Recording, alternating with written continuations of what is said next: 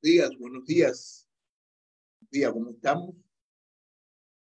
Estamos bien, nos sentimos bien, estamos felices y contentos porque hoy es un día que Dios nos regala y quiere que todos nosotros estamos teniendo relación con Él. Especialmente si usted se acaba de levantar y está aquí en esta clase que vamos a estudiar.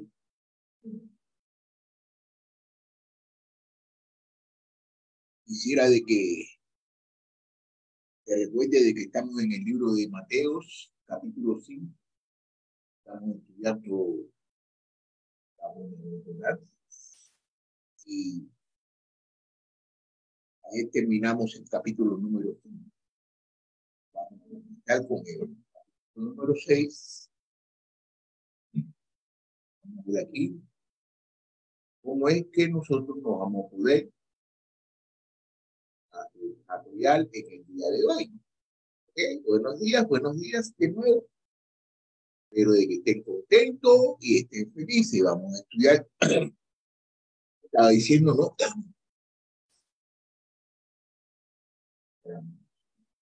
El libro de Mateo, capítulo 6. Vamos a comenzar en el versículo 1. Estamos haciendo los versículos por versículo, que tiene muchas enseñanzas. Eso es lo que quiere que nosotros lo hagamos. Así que todos debemos buscar la manera de obedecer. ¿Okay?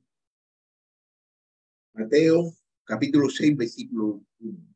Cuidad de no practicar vuestra justicia delante de los hombres para ser vistos por ellos.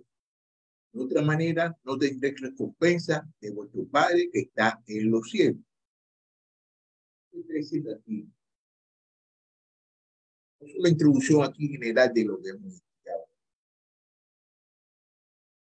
El principio genera, por tanto, ser vosotros perfectos, como nuestro Padre Celestial es perfecto, lo que habíamos estudiado en el libro de Mateo, capítulo 5, versículo 28.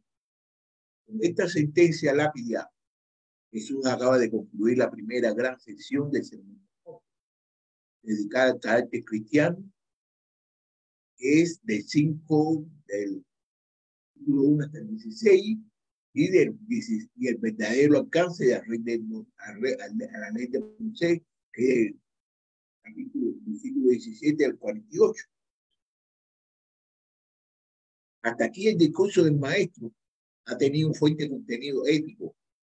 Ha demostrado que la justicia enseñada y practicada por los escribas y fariseos, lejos de sostener exigencias morales excesivamente elevadas, como opinaban algunos de sus contemporáneos, erraban su causa de su diversidad. Ellos se conformaban con una justicia externa que no llegaba nunca a satisfacer a Dios. Una justicia eterna. De cara a la galería, practicaban una ética severa que exigía un cumplimiento riguroso y aparentemente costoso. Pero en la intimidad de su corazón eran egocéntricos, soberbios y, en últimas instancias, profundamente injustos. A pesar de sus alardes de rectitud, tenían una auténtica hambre de justicia. A pesar de creer buenos y aceptables delante de Dios, estaban muy lejos del reino de los cielos. Por lo tanto, si los discípulos aspiran a ser realmente justos y entrar en el reino, tendrán que seguir otro camino diferente al practicado por los escribas y los fariseos. Tendrán que ser mejor que ellos. No basta con que hagan que obra, que otra obra buena, que otra obra buena obra. En vano intentan el ser humano hacer buenas obras, y no es bueno en la intimidad de su fuero interior. Solo puede dar buenos frutos el árbol sano. Solo puede agradar a Dios su carácter completamente renovados y santificados. Por lo tanto, solo puede servir para capacitarnos para el reino de Dios una justicia que llegue a los resortes más íntimos del ser, tomando no solamente nuestras acciones eternas, sino también nuestros deseos, nuestras aspiraciones y nuestras motivaciones. La ética de Jesús tiene que ver no solo con actos justos, sino con una manera de ser justa. El reino de Dios no es para los meramente buenos, sino para los perfectos. Eso lo podemos ver en el capítulo 5, versículo 48, en el último versículo del libro que se llama Mateo. Esto respecto al capítulo 5. Esto es respecto al capítulo 5. Ahora, al llegar a esta nueva sección de su discurso, el capítulo 6, del versículo 1 al 18, Jesús sigue hablando explícitamente de la justicia. El tema del capítulo 6, pues continúa siendo el mismo que el de 5, es decir, la práctica de vuestra justicia. Existe una clara comunidad entre las dos secciones. El 5 al 6, el 5, versículo 6, no se manifiestan también que en los hechos de que Jesús siga contrastando la justicia genuina con las prácticas de las escribas y fariseos, esos hipócritas, a los que el maestro está a punto de anunciar en este capítulo, versículo 2, versículo 5 y en el versículo 16. Además, se ve que Jesús sigue manteniendo el listón alto. Todos somos capaces de hacer obras de caridad o de piedad si pensamos que con ellas recibiremos los aplausos de los demás. Pero Cristo, la máxima entrega y dedicación cuando nadie lo ve. Sin embargo, además de la continuidad, también existe un claro contraste entre los dos capítulos. Para empezar, mientras el capítulo 5 se centra en nuestra necesidad de apartarnos del mal, el 6 nos enseña positivamente a practicar el bien. Ahora, el énfasis recae no sobre la justicia practicada en las relaciones sociales, sino sobre la vida religiosa, lo que sabemos entender como la piedad. Es decir, sobre prácticas como la caridad, la oración y el ayuno, las cuales eran tenidas por los judíos como las tres columnas sobre las cuales se apoyaban la vida piadosa. Este desplazamiento de nuestra atención desde nuestro prójimo hacia Dios se ve en Jesús. En el transcurso del capítulo 6 hace referencia a vuestro Padre que está en los cielos o alguna frase similar, nada más, nada menos que 12 veces. Claramente el énfasis del capítulo recae sobre la vida vivida de cara de Dios. De inmediato conviene señalar que solo hecho de que Jesús pueda servirse de la misma palabra justicia para hablar tanto acerca de las relaciones sociales como en el capítulo 5, versículos 20 al 48, como acerca de la práctica de la piedad. Indica que la vida del hombre no puede dividirse en comportamientos, algunos de los cuales deben ser regidos por la piedad y otros. La vida es un conjunto indivisible en el cual absolutamente todo debe ser vivido en rectitud ante Dios. Debemos ser justos no solo en la vida social, sino también en la vida piadosa. No solo al apartarnos del mal, sino también al abrazar positivamente la voluntad de Dios. Las dos alternativas en el versículo 1, Jesús anuncia aquel principio general que subyace en toda la sesión. Para que nuestras acciones sean realmente justas, debemos renunciar a toda motivación turbia, a toda clase de ostentación en el ministerio, a todo motivo de jactancia y a toda búsqueda de los aplausos humanos. Debemos entender que Dios desea la verdad en lo más íntimo.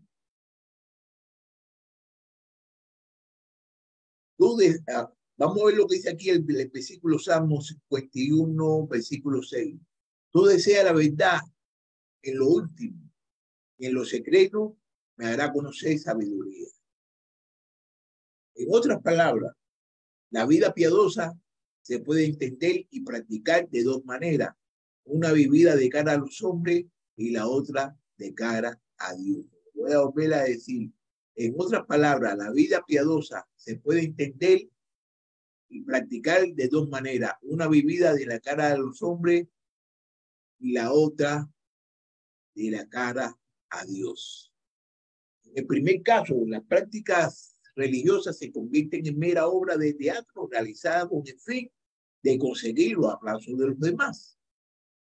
En el segundo, la motivación es vivir en consecuencia con el Evangelio, en integridad y sencillez de corazón, deseando la gloria de Dios, el bien del prójimo y desterrando toda motivación egocéntrica y todo deseo de reconocimiento humano. Ahora bien, es muy triste que la vida del discípulo nunca sea motivo de aprobación y admiración para los demás. Si el creyente vive en consecuencia con su profesión de fe, debe ser cierto que sus vecinos vean sus buenas acciones y glorifiquen al Padre que está en los cielos.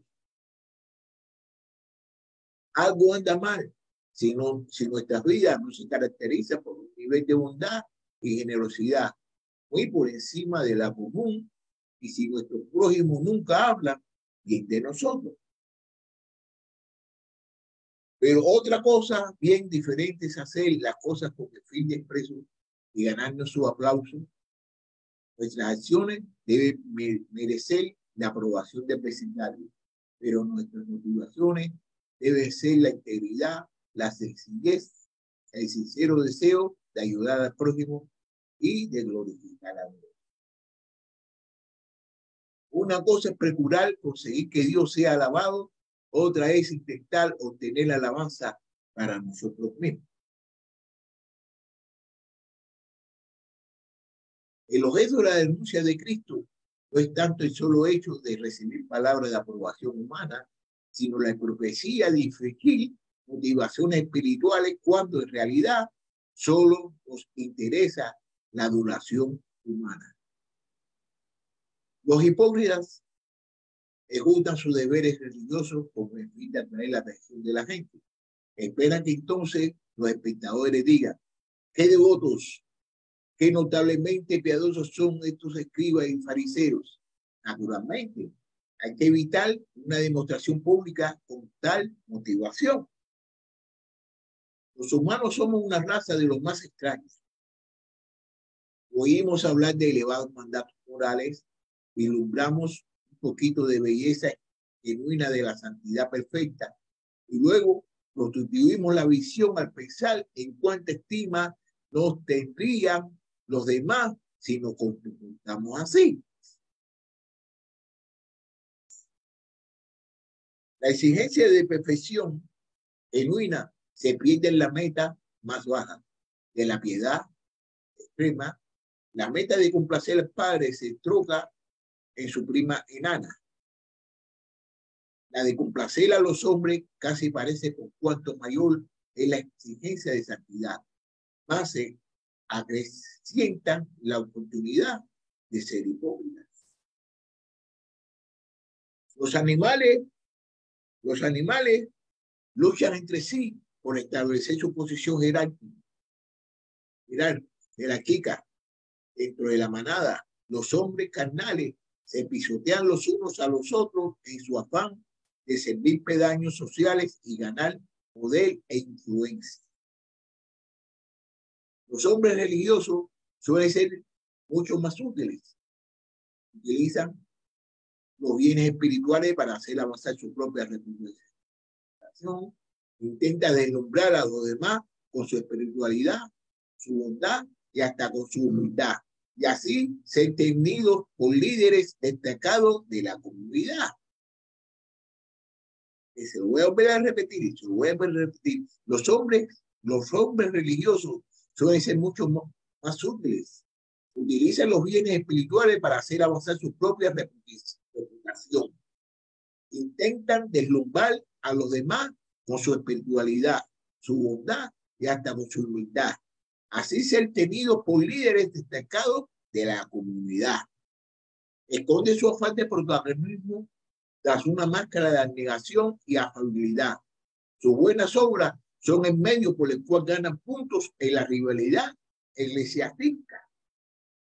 La clase de hipocresía que Cristo denuncia en los fariseos y escribas, la de tocar la trompeta, te da el limón, por ejemplo, nos indigna.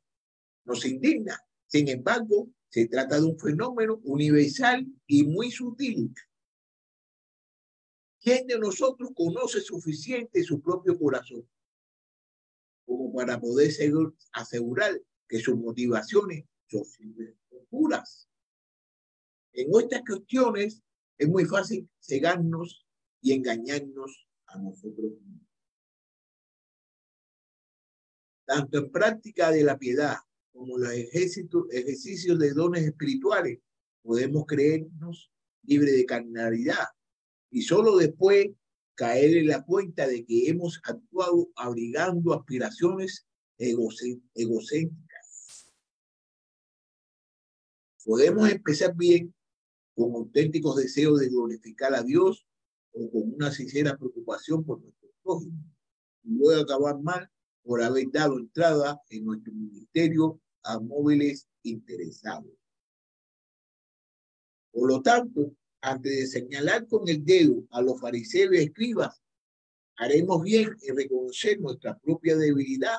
Seguramente no haremos una trompeta cuando hagamos actos de caridad.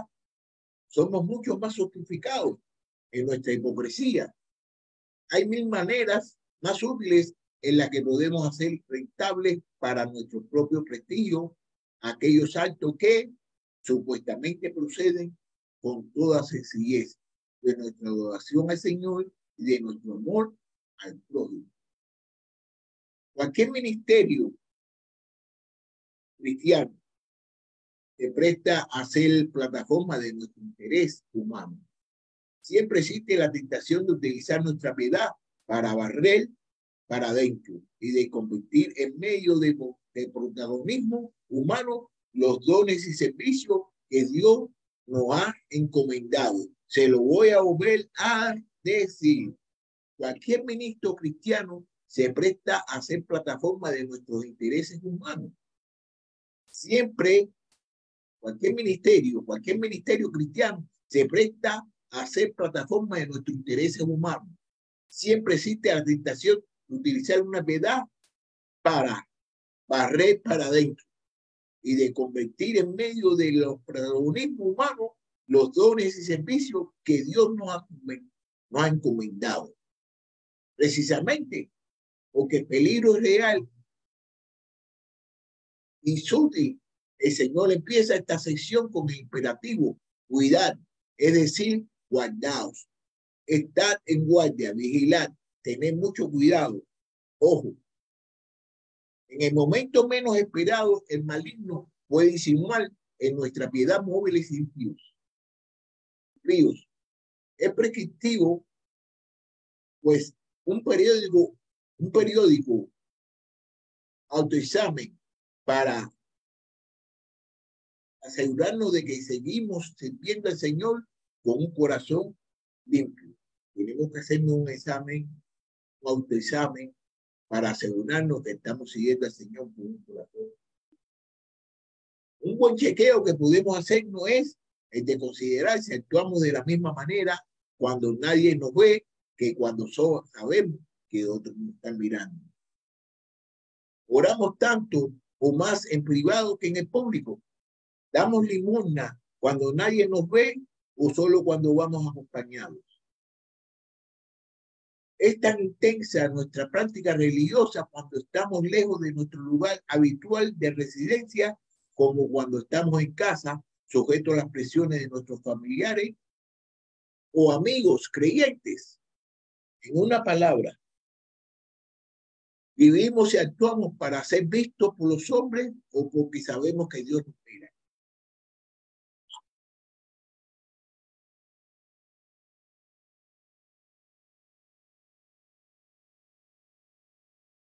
Las dos maneras de practicar la piedad conduce a dos premios diferentes. Aquel que practica la piedad solo para ganar el aplauso de los demás, quizás consigue el premio de la adulación humana. La recompensa de honor, la admiración y la alabanza, pero no debe pensar que recibirá la aprobación de Dios, ni siquiera cuando sus actos sean de carácter religioso. ¿Por qué? En el fondo jamás quiso glorificar a Dios. Su piedad nunca fue auténtica, sino una especie de teatro religioso. En cambio, aquel que no actúa de cara a la galería, sino en la integridad y sencillez de su corazón, quizás no reciba ningún aplauso de sus contemporáneos, pero disfrutará de una amplia recompensa de parte de su Padre Celestial.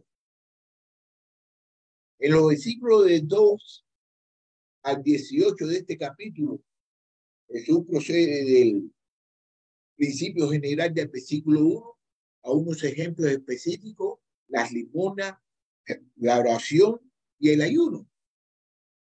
Como ya hemos dicho, todos ellos eran tenidos por muy importantes tanto en el judaísmo como en la iglesia cristiana primitiva.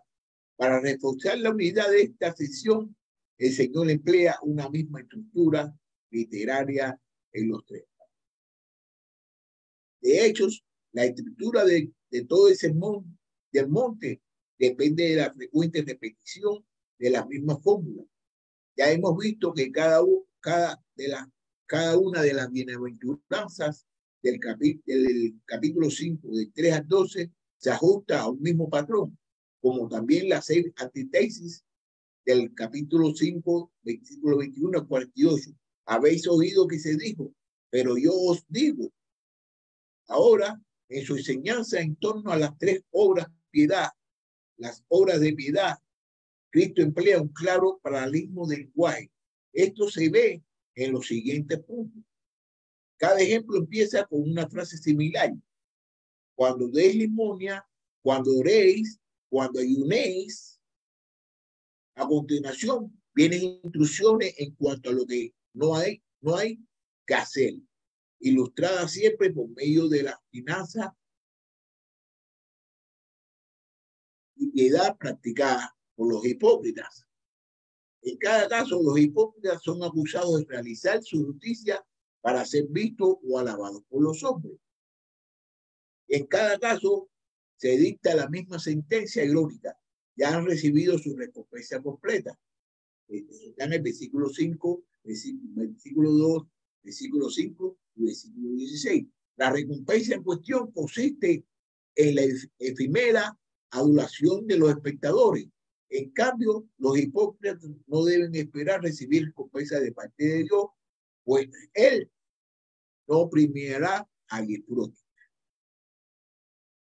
Tengo una frase similar que introduce las instrucciones positivas acerca de lo que los discípulos deben hacer.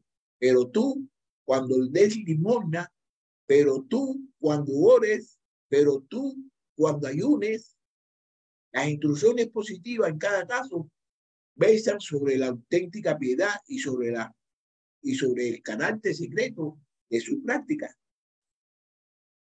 Y cada ejemplo acaba con la misma promesa. Tu Padre, que ve en lo secreto, te recompensará. En el contraste con los aplausos de una multitud voluble y olvidadiza, esta sí es una recompensa sólida y duradera. Se trata, pues, de una sesión tan rigurosamente estructurada como la bienaventuranza o las enseñanzas éticas del capítulo 5, del 21 al 48. La única parte que no se ajusta a esta estructura es la digresión o la ampliación del tema de la oración que ocupa los versículos del 7 al 15. Limosna, hacer limosna. Limosna es hacer el bien y dar. advertencia, no busques, fíjate, la limosna es hacer el bien y dar. ¿Y cuál es la advertencia? No busques reconocimiento. ¿Y cuál es la razón? Dios no va a recompensarte. Fíjate, la limosna. ¿Qué cosa es la limosna? Hacer el bien y dar. Entonces, ¿cuál es la advertencia que da aquí en el versículo este? No busques reconocimiento. ¿Y por qué no puedes buscar reconocimiento? Porque Dios no te va a recompensar. Entonces, el motivo equivocado también, el motivo equivocado para dar por reconocimiento. Eso es característica de los hipócritas. Entonces, ¿cuál es la recompensa que va a tener? El reconocimiento solo por los hombres. Ahora, el motivo correcto a dar es consistentemente dar en silencio, en privado y en secreto. Las razones, ¿y cuáles son las razones cuando usted hace eso? El Padre que te ve en secreto te va a recompensar abiertamente. Entonces, esto es una de las cosas que nosotros podemos ver aquí en este versículo que dice, guardaos, haced vuestra justicia delante de los hombres. Cuando usted hace la justicia delante de los hombres, está buscando que los hombres lo aprueben. Entonces, muchas veces eso es lo que está sucediendo en las iglesias, eso es lo que está sucediendo en todos lados. Estamos buscando la aprobación de los hombres y no estamos buscando la aprobación de Dios. Aquí ya terminamos ya. Entonces, para el lunes vamos a comenzar en el versículo número 2. Y espero de que hayan aprendido algo. Y una de las cosas que creo que hayan aprendido es acerca de que no podemos hacer las cosas para que los hombres nos vean. Tenemos que hacer las cosas para que Dios nos vea. ¿Ok? Ahí nos vemos mañana y que tengan buen día. Hasta luego.